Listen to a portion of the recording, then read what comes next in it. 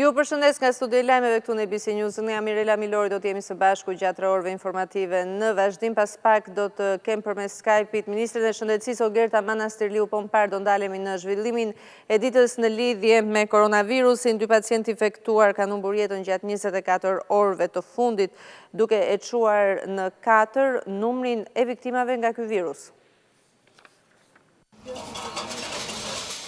Vijon të rritet numri personave që rezultojnë pozitiv me virusin COVID-19. Në 24 orët e fundit janë konfirmuar 15 raste të reja me koronavirus, duke çuar numrin total të prekurve në 104. Harta e prekurve është zgjeruar me Vlorën me 4 raste dhe me Shkodrën, që shënon rastin e parë me COVID-19. Duke ju referuar të dhënave të Ministrisë së Shëndetësisë të 24 orëve të fundit, nga 15 personat e infektuar, 5 janë në kryeqytet, në Fier janë 4 persona të tjerë dhe një rast i ri është shënuar në Durrës. Këto të dhëna i çojnë numrat e përgjithshëm në Tiranë 68 persona, Durrës 7 persona, Fier 12 persona, Vlorë 4 persona, Korça e Kavaja me nga 3 persona, Elbasani, Rrogozhina e Lushnja vijojnë të jenë me nga 2 persona dhe Shkodra e qyteti fundit i prekur me 1 person. Këto 15 raste të reja kanë rezultuar nga 45 testime të kryera. Gjithsej janë testuar 856 persona të dyshuar me COVID-19. Shefja e Departamentit të Parandalimit dhe Kontrollit të Smundjeve Infektive në ISHP, Silva Bino, informoi se gjatë 24 orëve të fundit janë shënuar 2 humbje jete, një 71 vjeçar me disa smundje bashkëshoqëruese dhe një 43 vjeçar, i cili kishte obezitet. Në total, numri personave që kanë ndruar jetë është 4. Aktualisht në spitalin infektiv ndodhen 49 pacientë të shtruar, 3 prej tyre janë në terapi intensive, ndërsa pjesa tjetër janë në gjendje të stabilizuar. Ndërkohë Ministre e Shëndetësisë Ogerta Manastirliu dha dhe një lajm të mirë. Edhe 2 pacientë të tjerë këtë të hënë kanë lënë shërbimin infektiv, duke e çuar në 5 numrin e të shëruarve. Do të lidhem tani përmes Skype-it me Ministren e Shëndetësisë Ogerta Manastirliu. Mirëmbrëma, zonja Ministre. Mirëmbrëma, Mirela. Një situatë e rëndet nisëm pak javën me fatalitete, apo jo? Është e vërtet, java nisi me humbjen e jetës të një qytetari i cili për ditë është shtruar në shërbimin infektiv, por edhe ditën e djeshme, në mbrëmje të ditës djeshme, patëm përsëri një humbje jete. Një pacient i cili vuante nga sëmundje tumorale dhe nga disa sëmundje shoqëruese, i cili humbi jetën. Pra, numri i viktimave, po themi, nga Covid-i në Shqipëri është 4 viktima, por Mirela kemi edhe lajme të mira, pasi janë 5 qytetarë apo pacientë të cilët kanë marrë shërbim në spitalin infektiv dhe tashmë kanë dalë nga spitali, pra kanë dalë të shëruar pas testeve konfirmuese që janë bërë dhe janë pranë familjeve të tyre sigurisht në një gjendje të izoluar sipas protokolleve të mjekimit. Unë do doja që edhe nëpërmjet jush të shpreha ngushëllimet e sinqerta familjarëve për humbjen e të afërmëve të tyre dhe sigurisht janë momente që edhe ne, edhe padyshim dhe mjekët të cilët bëjnë të pamundur në shërbim tyre, ndihemi shumë keq. Por nga ana tjetër është një apel për gjithë qytetarët për të zbatuar rregullat dhe për të bërë të pamundurën në raport me përballjen me këtë virus. Dakor, patjetër që të gjithë bashkohemi në ngushëllimin për humbjet e jetëve, patjetër që të gjithë duam edhe anën optimiste për njerëzit që shërohen dhe që kthehen në shtëpitë e tyre, por cili është projektimi sidomos për këtë javë dhe javën tjetër në bazë të dhënave paraprake që keni në lidhje me përhapjen e koronavirusit? Tashti, ne jemi duke punuar, Mirela, me një ekip ekspertësh të universiteteve tona, të Universitetit Shkencave të Natyrës, ekspert jashtë vendit dhe gjithashtu ekspert të shëndetit publik. Sigurisht që kjo është një virus apo një situatë e cila ka mbartë shumë të panjohura. Dhe ne ecim me modele matematikore dhe me probabilitete dhe nuk mund të themi që ka një shifër eksakte të asaj çfarë pritet, por ka probabilitete dhe ka modele matematikore të cilat për cilat praktikisht me ato çfarë kemi në dieni dhe kemi punuar me grupin e punës kanë sigurisht që presim rritje dhe patjetër që ajo çfarë duhet themi është që kemi hyrë në një fazë të rritjes së numrit të prekurve dhe sigurisht rritjes edhe të numrit të personave të cilët i drejtohen spitalit infektiv, pra që është spitali i parë Covid, për të marrë shërbime. Janë 49 deri më tani pacient të shtruar në spitalin infektiv, numrat janë duke u rritur, jemi 104 raste pozitiv deri më sot për raportimi ditës së sotme, që është dhe raportimi i fundit. Pritet që rastet të shtohen këtë javë dhe sigurisht ka një probabilitet gjithashtu dhe modelet tona tregojnë që do të kemi rritje në vazhdim dhe ajo çfarë presim është rritje e rasteve të konfirmuara pozitive, por gjithashtu edhe raste të cilat do të drejtohen spitalit për të marrë pikërisht trajtimet terapeutike në spital. Qartë, zëra ministre është folur për testet të cilat kryen për 45 minuta. A do të kemi mundësi që të vinë dhe në Shqipëri këto teste? Mirela, faleminderit për pyetjen, është edhe një sqarim që dua t'ju bëj ju, po dhe nëpërmjet jush të gjithë qytetarëve. Aktualisht testimi për sa i përket infeksionit Covidit kryhet në laboratorin e ISHP-s, ku ne kemi marrë masa për furnizimin në vazhdim, pra me teste dhe gjithë ato materiale që duhen për të kryer testimet.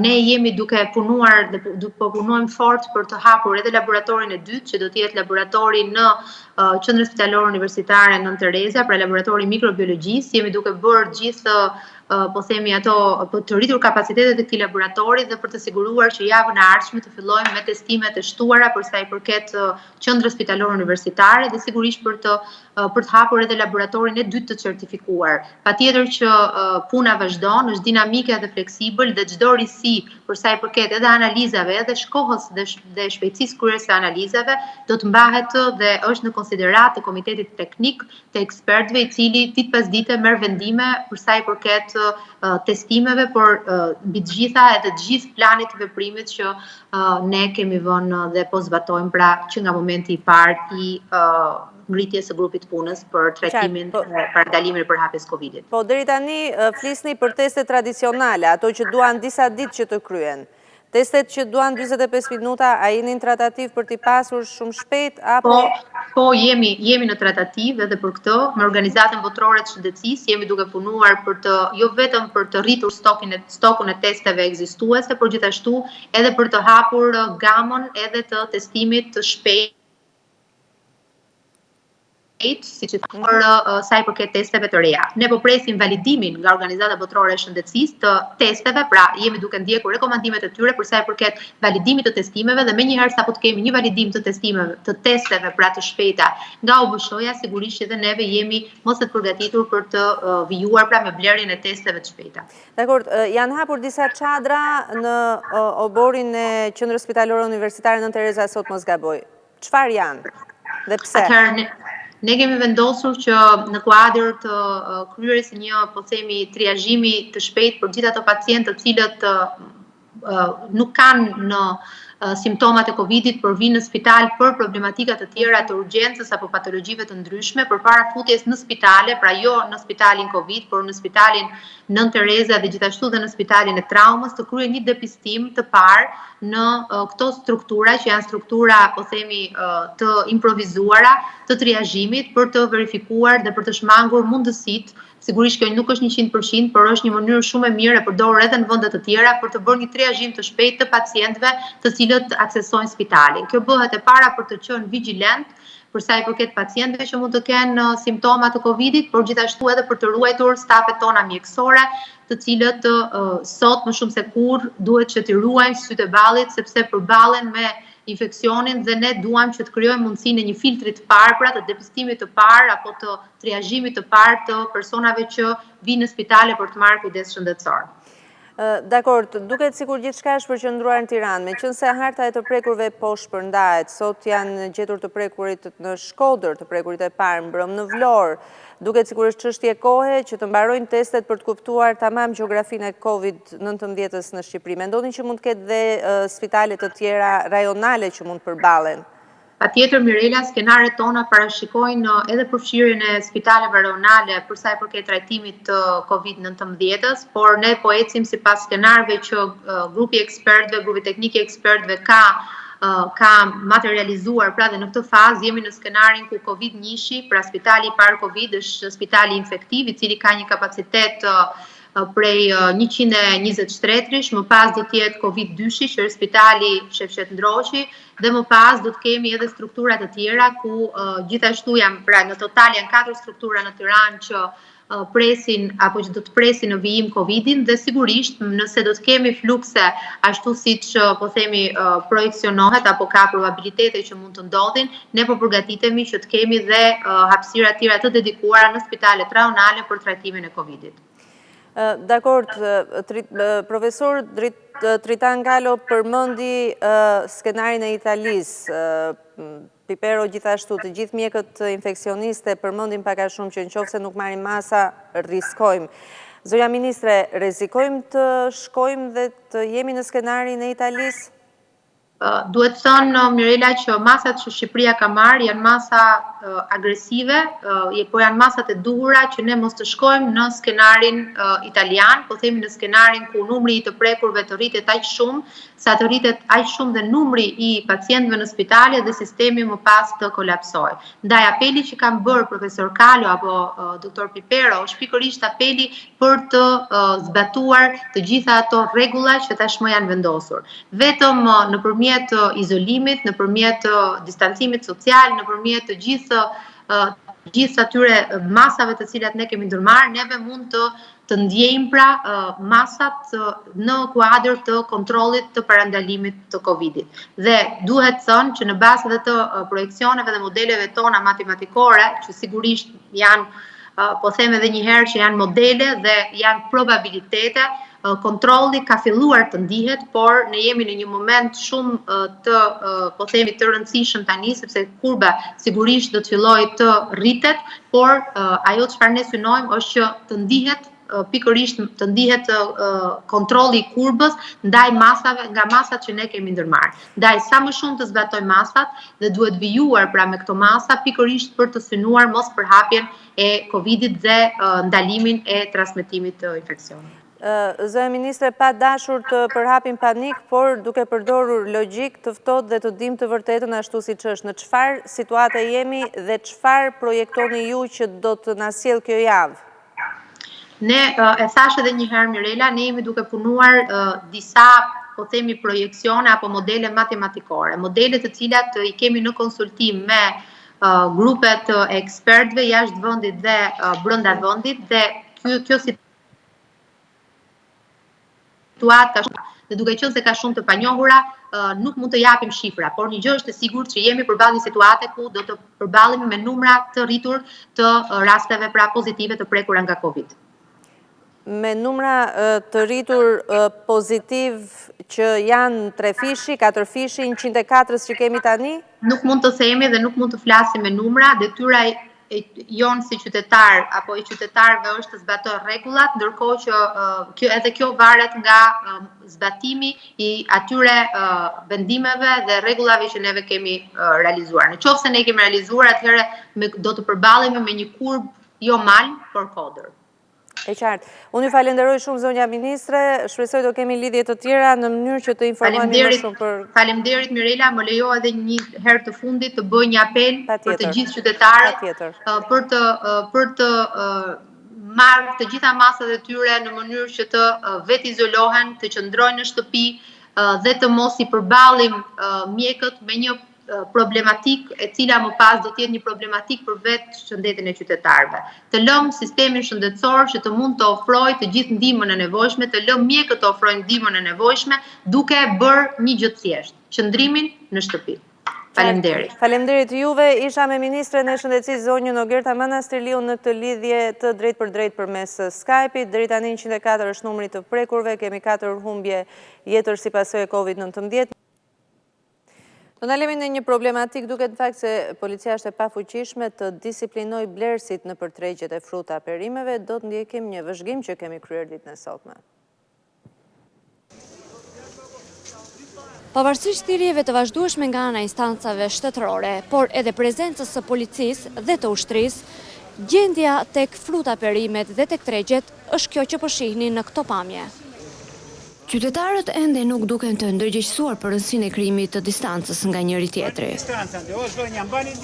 Orari kufizuar për të kryer blerjet duket se po dynt njerëzit në këto tregje. Unë jam shumë pak. Se? Po ja, jam ngashu njerëzit. Nuk keni frikë? Jo, se kam marrë masat. Tjerët që s'kanë marrë masat, po, duhet të regjistohet populli, urgjentisht. O për ndryshe, mas një muaj i kanë gjithë në për spitalet.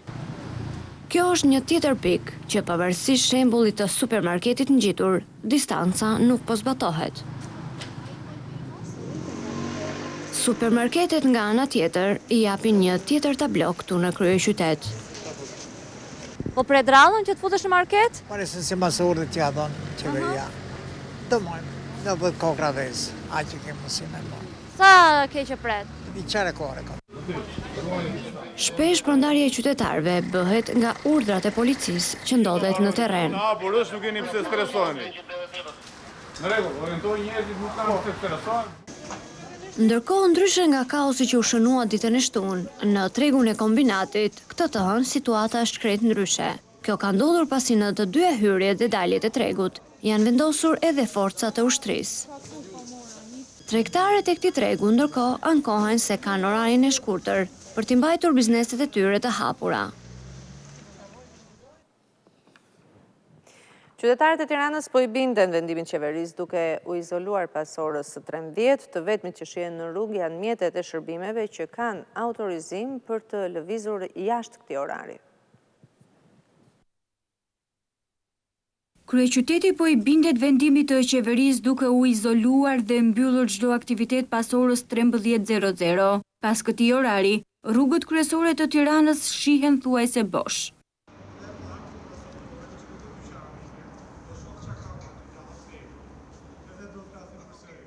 E njëjta situatë paraqitet edhe në rrugët e disa lajmeve të kryeqytetit. Qepenat e dyqaneve, marketeve e të farmacive janë të mbyllura, e ndërsa në disa rrugica të tjera, disa qytetarë shihen me qese në duar, teksa nxitojnë të shkojnë në banesë për t'u izoluar deri në orët e para të së martës. Patrullat e policisë dhe ato të ushtrisë vijojnë punën që në pikat e kontrollit të verifikojnë autorizimet e makinave të shërbimit, të vetmet që do të lëvizin pas orarit zyrtar, ndërsa një tjetër patrull në lëvizje kontrolloi edhe dokumentacionin e këtij fugoni transporti mallrash. Pas orës 13:00 nuk do të lejohet të lëviz asnjë qytetar, përjashtuar kthimin për në banesë të punonjësve të linjave prodhuese, të shëndetësisë, ushtrisë, policisë së burgjeve, si dhe të atyre personave që janë të përfshirë në listat e shërbimeve të bashkive dhe shërbimeve në banesa. 60 familje rome në Shkozë në periferi të Tiranës kërkojnë ndihmën e shtetit në këtë situatë problematike. Ata nuk kanë ushqime dhe bëjnë apel për ndihmë mjekësore. Nëse shumë qytetarë të Tiranës ankohen për vështirësitë të qëndruarit në shtëpi apo kohë të pamjaftueshme për të bërë blerjet e tyre deri në orën 13. Këto familje të komunitetit rom kërkojnë ndihmë ushqimore sepse paketat që kanë marrë një javë më parë janë të pamjaftueshme për të mbajtur frymën. Bashkia na ka fut aty 4 paku makarona 2 orizi vaj, po ku i përballojmë dot me ato neve. Çfarë ato 2 ditë? Ze vetë makaronë oriz po japim kalamaj, se gjëra tjera s'po japim gjë. Tu nuk ka ushqime, që me qa do ushqen të kalamaj. Na kanë dhënë nga i qesi me ushqime dhe ato janë mbaruar. Kur ju kanë dhënë? Ka 4-5 ditë një javë. Sa ju mungon? Ushqime! Ju lutem, ju duhet të rrini brenda dhe mos rrini kaq afër me njëri tjetrin. Tu kanë marrë nga një qese nga 2-3 kg dhe hajde kalorallën. Nuk është e drejtë. Kur i keni marrë? Sa ka një 3-4 ditë. Jo, më nena po rrimi, nuk dalim, vetëm unë po mi po dalim nga një ki. Se i shoh gjithë fëmijët ja. Jo, tash po dalim për freskë pak fëmijë, drejt. Po i mbajmë fëmijët neve kemi mosha ta po i mbajmë mrena.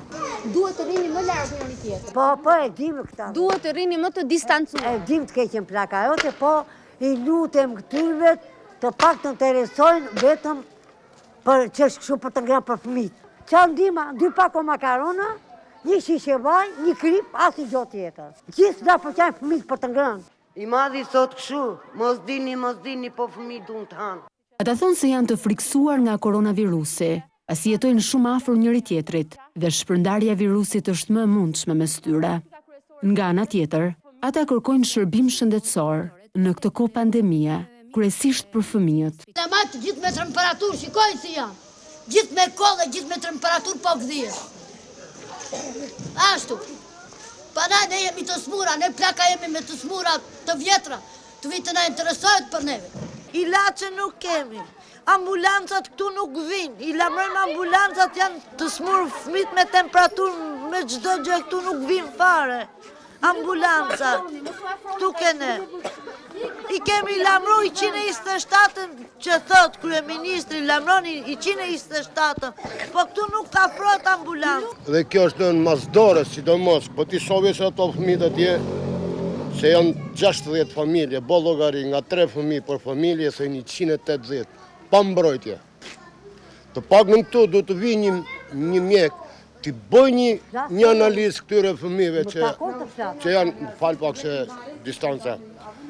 Do të vinë, të bëjnë një kontroll. Të lutëm zonë, duhet largosh pak që të respektojmë distancën. Të bëjnë një kontroll këtyre fëmijëve, se dikush mund të ketë virus e dikush nuk mund të. Megjithëse bashkia ka kryer dezinfektimin e banesave dhe lagjeve të tyre, ata e kanë të vështirë të respektojnë distancën sociale. Edhe gjatë kryerjes së intervistave, na duhet disa herë të tërheqim vëmendjen që të largohen nga njëri tjetri. Të lutëm, në këtë kohë, qëndroni brenda në banesat tuaja ju, se nuk duhet të dilni jashtë. Është e rrezikshme dhe kështu si qëndrojnë afër, nuk duhet të rrini kaq afër me njëri tjetrin. Është e drejtë kjo, shumë e drejtë është. Ata jetojnë në garsonjere dhe në sipërfaqe të vogla. Higjiena si element kryesor në këtë luftë me virusin, për to është thuajse e pamundur. Higjiena sanitare, pastrimi, bëjnë ai disinfektim. Ishin dezinfektuar, thanë pak më herë. Po të shi nga që është kjo smunja du të vinë shpesh. Unë jam veti 4. Ku jetoni? Mi gazonjere. Ata kërkojnë ndihmë nga shteti, në të kundërt, thonë se do të rikthehen protestave. Te i thojmë plaka do vdesin shpejt edhe nuk na sjedhin gjë. Se të da nuk e kazani të shkoj të lip.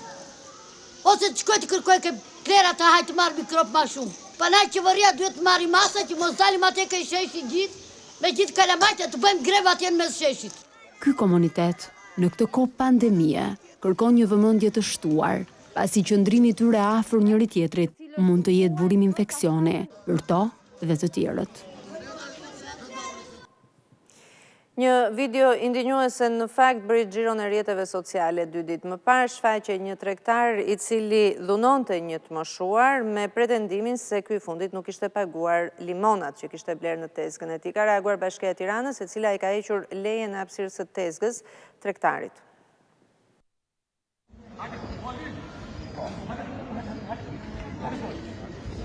Ky është momenti kur një tregtar fruta perimesh dhunon e tërheq prej xhaketi një të moshuar, me pretendimin se ky i fundit nuk i ka paguar 3 kokra limoni.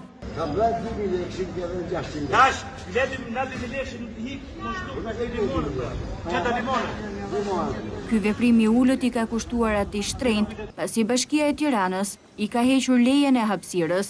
Lajmin e ka bërë vetë publik kryebashkiaku Erion Veliaj, teksa apelon se në një kohë që kryeqyteti po kalon një sfidë të jashtëzakonshme, Veliaj shkruan se kjo nuk është arsye që të humbasim njerëzillikun e të vënë fitimin para humanizmit. 3 administrator lokalësh janë gjobitur me 100.000 lekë secili, po në të gjithë vendin, policia ka gjobitur 278 persona, të cilët kanë lëvizur në këmbë apo edhe me biciklet, pa pasur arsye emergjence. 20 shoferëve që nuk kishin autorizim përkatës për të lëvizur, u janë hequr patentat për 3 vite, si dhe u janë bllokuar mjetet, ndërsa 2 shoferë të tjerë janë arrestuar, pasi nuk ju bindën urdhrit të policisë.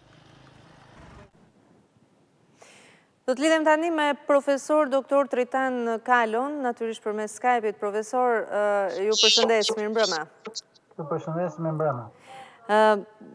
Situata e rëndë sot, e nisëm javën pak jo mirë. Jo për sëmbari, por me gjitha të nuk duhet dorëzojmë kratë. Nuk duhet i ulim ato në këtë betejë, me një armik të padukshëm si kundër është COVID-19. Si është personeli mjekësor, si ndjeni, jeni të ekspozuar, dini më të vërtetat se që dim në të tjerët, përpiqeni dhe të na mbroni, nuk na i thoni do të gjitha deri në fund, po si po e përballoni këtë moment? Problemi është që personat më të ekspozuar sot ndaj infeksionit COVID-19 dhe virusit SARS-CoV-2 është pikërisht personeli mjekësor, sepse është në kontakt vazhdueshëm me të infektuarit, është i ekspozuar në çdo çast për të infektuar dhe, si e thonë, neglizhimi më i vogël ose gabimi më i vogël në manipulim me smurët mundet mjaft mirë të infektoj këtë individ. Ndaj dhe jo më kot bëra që në mëngjes një apel qytetarëve në televizorit tuaj nderuar, sepse më shqetësoi fakti kur erdha në mëngjes në spital për papërgjegjshmërinë e shumë individëve që lëviznin në grupe në rrugët e Tiranës, në shkonin në tregtore pa respektuar as më të voglën distancë midis tyre, dhe mbi të gjitha unë vetë bleva diçka të vogël për ta konsumuar gjatë rrugës, kisha në shtëpinë 2-3 vetë dhe pavarësisht se u thorej, ju lutem largohuni sa të mbaroj unë punë, më rrinin mbi kokë, dhe donin dhe ato, jo vetëm që s'respektonin radhën, por mundësisht i kishe nga 30-20 cm mbas shpine. Dakor, do ta vazhdojmë intervistën, po ju lutem profesor, ulni zërin e televizorit, sepse ndjet në sfond. Televizori është në zonë tjetër, po unë për ul fare. Sepse ndjehet dhe ju në transmetim. Do doja të konsumoja me ju pak situatën e testeve. Të ndyll deri në mos ulet ky komunikim. Dakor. Atëre. Pak nëpërmjet televizorit se nuk kam figurë në kompjuter.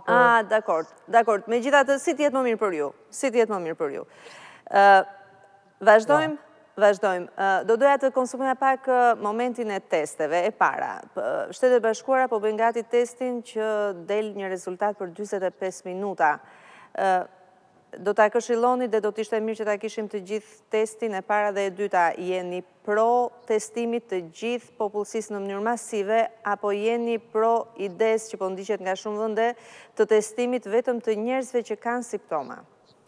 Testet e shpejta ende nuk janë të certifikuar nga Organizata Botërore e Shëndetësisë, po përpunohet në përparësi në mënyrë që ato të futen sa më shpejt në praktikën klinike. E dyta që është rëndësishme, sipas konferencës fundit të Organizatës Botërore të Shëndetësisë, drejtuesit të kësaj organizate, drejtuesit që merret me epidemitë në këtë organizatë, Mr. Ryan, bëhet fjalë që kombinimi i masave dyfishta, e cila është treguar mjaft eficiente në eksperiencën kineze në Singapore dhe në Kore, ka qenë kombinimi i dy masave, ose i dy elemente njëkohësisht.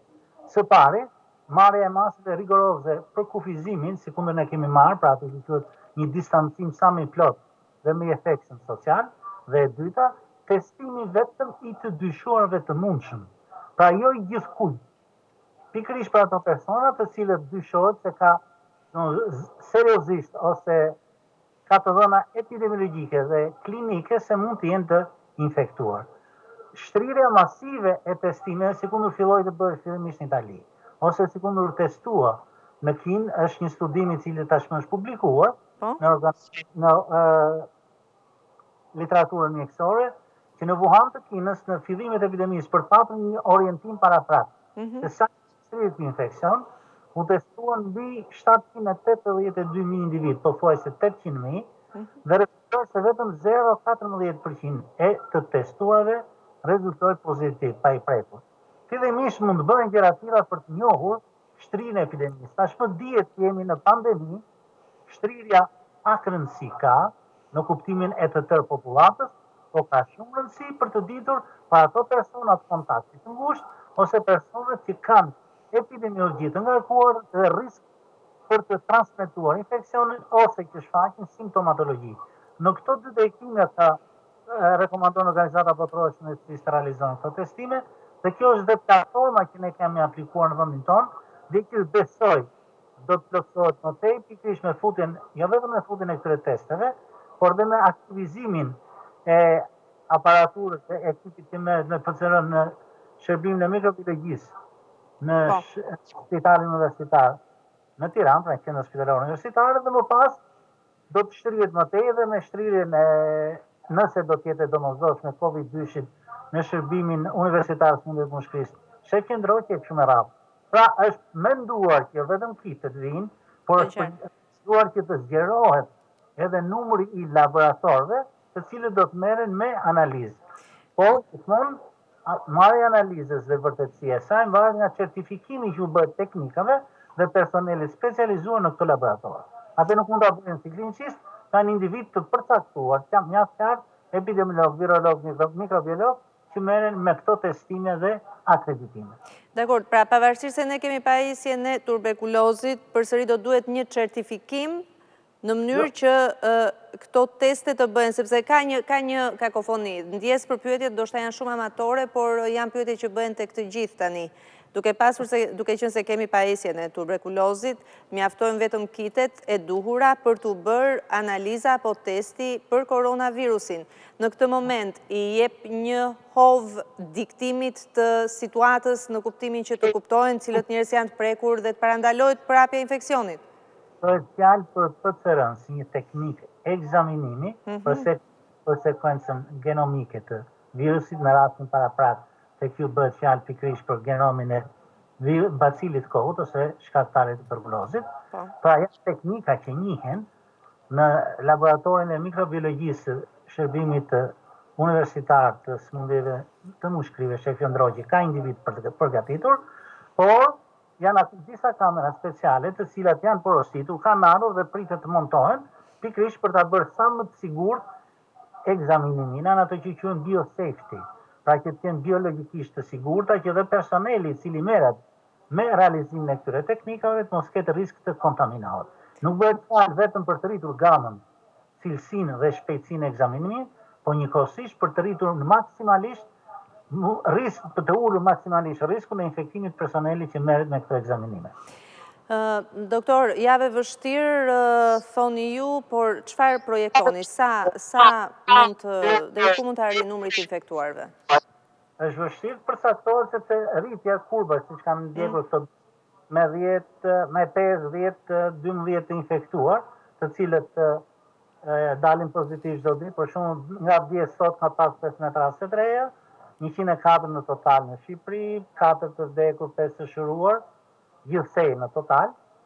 Nëse niset ky trend, shpresojmë të mbajmë presionin ndaj rritjes së rasteve, në mënyrë që të mos kemi një rritje eksponenciale me spike, me ato kulmet e menjëhershme, por të kemi një rritje të zbutur të rasteve, në mënyrë që të kontrollojmë më mirë dy gjëra. Së pari, mundësinë e ekzaminimit, mundësinë e trajtimit dhe të përkujdeses në spital, dhe dyta që është rëndësishme, të shfrytëzojmë maksimalisht kapacitetet që kemi dhe të mos të kemi mundësi e mbivendosjes ose të kapërcimit të kufive të dhënies së ndihmës në këto kapacitete që ne kemi të paracaktuara në të katër struktura, si COVID-1, aktualisht me eficiencë të shërbimit së efektive, COVID-2 i sanatoriumit, treti e katërt e kështu me radhë. Unë vetëm ju kam bërë një thirrje popullatës sepse nisem gjithmonë. Unë jam pak fan I një autori famshëm që ka shkruar Krim dhe ndëshkim Fyodor Dostojevski, një autor I madh rus, që ka një shprehje shumë të bukur. Vuajtja është I vetmi shkak I vetë dijesimit. Se nuk duhet të vetë dijesoni si popull, të vetë ndërgjegjësohemi, duhet patjetër të presim të vuajmë, që pastaj të fitojmë vetë ndërgjegjësim. Prandaj është më mirë të vetë dijesoni, të vetë ndërgjegjësohemi tashmë, sa vuajtja nuk është bërë evidente dhe shumë ulëritse, dhe shumë prekse, shumë lënduese për jetët e shqiptarëve. Profesor, fillojnë këto parashikimet nga njerëz të fushës dhe jo kjo javë e vështirë, java tjetër më e vështirë, do t'jetë java e tretë. A ka mundësi të dim, jemi përpara një jave të vështirë, do kemi 2 javë të vështira, gjithë marsin, mesin e prillit, si e shikoni duke u bazuar dhe në metodologjinë, si ka qenë ecuria e koronës edhe në vende tjera? Pikërisht aty do të dilja.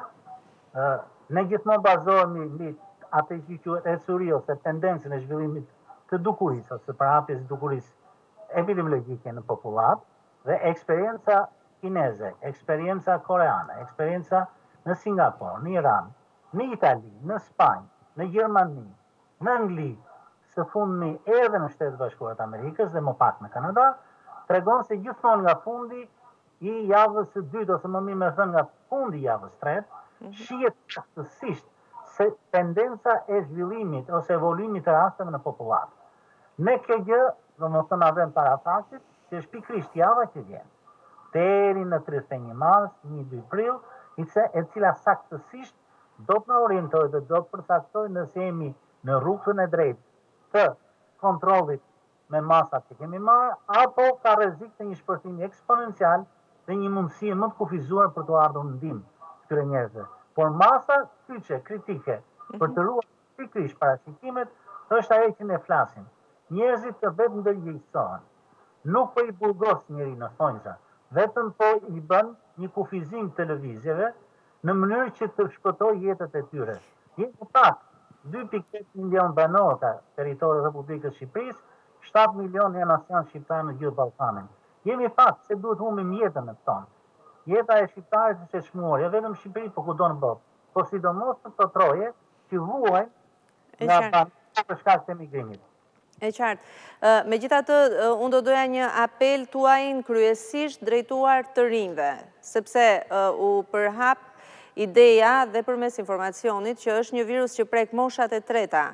Fëmijët nuk i prek, thuajse fare, të rinjt nuk i prek në momentin që nuk kanë patologjit të tjera. Mirë po, për fat keq, ai që humbi jetën sot ishte një 43 vjeçar që nuk ishte një kartel tjetër mjekësore. Unë nuk e di mosha mesatare të prekurve është 48 vjeç, duket se në këtë vend të rinjtë kanë marrë pak me sportivitet. Ju lutem, doktor, se ndoshta mesazhi juaj vlen sa gjithë mesazhet e gazetarëve të marrë së bashku. Atëherë unë jam në radhë parë jam mjek, së dyti jam prind dhe së treti jam një profesionist i cili jam i detyruar në thonjza nga betimi që kam bërë betimi Hipokratit që të përçoj mesazhe të sakta dhe të drejta në kohën e duhur ndaj gjithë popullatës. Çdo individ në Shqipëri duhet ta ketë qartë në kokë. Të gjithë jemi të ekspozuar ndaj infeksionit COVID-19. Nuk ka më kufi moshor, fillimisht sepse edhe eksperienca ishte më pakët, ishte ideja që risku i prekjes ishte mbi 50-60 vjeç, dhe sidomos ato që kishin komorbiditete, por evolucioni i rasteve, sidomos eksperienca amerikane, tregoi që jemi të ekspozuar të gjithë. Mosha mesatare të prekurve në Amerikë është 90 vjeç. Dhe të riskuar për të humbur jetën janë të gjithë, pavarësisht nga mosha, pavarësisht nëse kemi ose jo komorbiditete. Prandaj të rinjt nuk duhet ta marrin me aq sportivitet dhe me aq paprigjeshmëri si edhe ndaj një infeksioni të tillë.